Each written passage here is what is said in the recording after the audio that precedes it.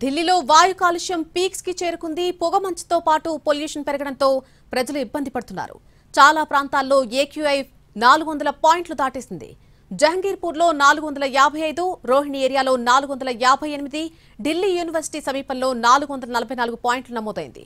Pollution పెరగడంతో ఢిల్లీ వాసులు శ్వాస తీసుకోవడంలో ఇబ్బందులు ఎదుర్కొంటున్నారు. వాయు కాలుష్య నియంత్రణ చర్యలు చేపట్టడంలో అధికారులు అలసత్వం చూపిస్తున్నారంటూ స్థానికులు ఇండియా గేట్ సమీపంలో ఆందోళన నిర్వహించారు. ఈ నిరసన ఉద్రిక్తతలకు దారితీసింది.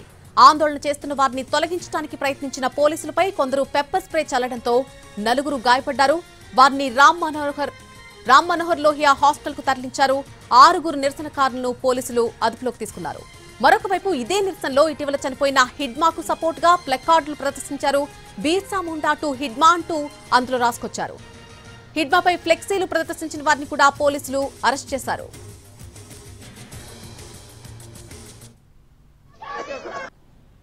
దేశ రాజధాని ఢిల్లీలో అత్యంత దారుణంగా వాయు కాలుష్యం నమోదవుతుంది. ఎయిర్ క్వాలిటీ ఇండెక్స్ పై ఇప్పటికే 400 దాటింది. దాంతో ఢిల్లీలో ఉన్నటువంటి జనమంతా తీవ్రంగా ఇబ్బందులు పడుతున్నటువంటి పరిస్థితి ఉంది. ఒకవైపు ఇక్కడ పరిస్థితులు ఎలా ఉన్నాయో మనం చూడొచ్చు.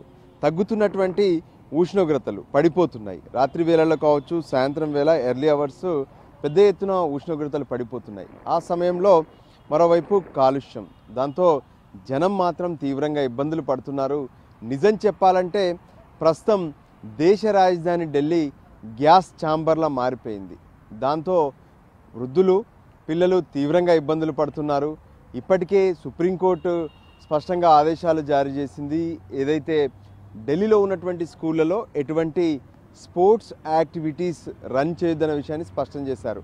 వింటర్ వచ్చిందంటే చాలు ఢిల్లీలో కొంత స్పోర్ట్స్ యాక్టివిటీ చేస్తారు, ఎందుకంటే పిల్లలకు అది ఉపయోగపడుతుందని. కానీ వాతావరణమే కాదు, పొల్యూషన్ కూడా పెరిగిపోవడంతో ఇక స్పోర్ట్స్ యాక్టివిటీస్ వద్దని చెప్పి నిర్ణయం తీసుకున్నారు. మరోపక్క మనం చూడొచ్చు, అంటే తెల్లారిపోయినా కానీ దేశ రాజధానిలో ప్రత్యేకంగా మనం చూస్తున్నటువంటి రాష్ట్రపతి భవనం కావచ్చు, North Block, South Block, Parliament, ఈ విధంగా ఎక్కడ చూసినా సరే అవి మొత్తం పొగలో కూరుకుపోయి కనిపిస్తున్నాయి.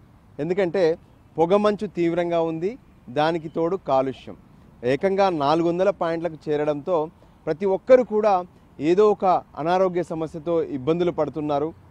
దాంతో ఢిల్లీ ప్రభుత్వం సైతం ప్రభుత్వ కార్యాలయాలతో పాటు ప్రైవేట్ కార్యాలయాల్లో కూడా కొన్ని నిబంధనలను పాటించాలని చెప్పి స్పష్టం చేశారు. ముఖ్యంగా 50% మందితోనే కార్యాలయాలు నడిపించాలి, మిగతా వాళ్ళందరినీ ఇళ్లకే పరిమితం చేయాలనే విషయాన్ని కూడా స్పష్టం చేశారు.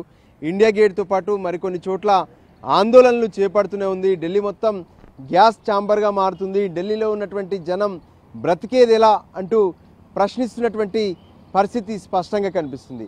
అయితే అక్కడక్కడ వాటర్ స్ప్రింక్లర్లతో పాటు మరికొన్ని చర్యలు తీసుకున్నప్పటికీ పొల్యూషన్ తగ్గకపోవడం మాత్రం ఢిల్లీ ప్రజలకు తీవ్ర ఇబ్బందులను గురి చేస్తున్నటువంటి పరిస్థితి ఉంది. ఈ నేపథ్యంలో ఖచ్చితంగా ఈ కాలుష్యం తగ్గేది ఎలా అంటూ ప్రతి ఒక్కరూ ఆవేదన వ్యక్తం చేస్తున్నారు. మరోవైపు కృత్రిమ వర్షాల కోసం ఢిల్లీ ప్రభుత్వం చేసినటువంటి ప్రయత్నాలన్నీ కూడా విఫలమయ్యాయి. గతంలో వాతావరణం సహకరించకపోవడం వల్ల ఏ విధంగానైతే కృత్రిమ వర్షం కోసం చేసినటువంటి ప్రయత్నాలు ఫెయిల్ అవడంతో ఇక న్యాచురల్గా కురిసేటటువంటి వర్షంపైనే ప్రజెంట్ ఢిల్లీ ప్రజలంతా కూడా ఆసక్తిగా ఎదురు చూస్తున్నారు.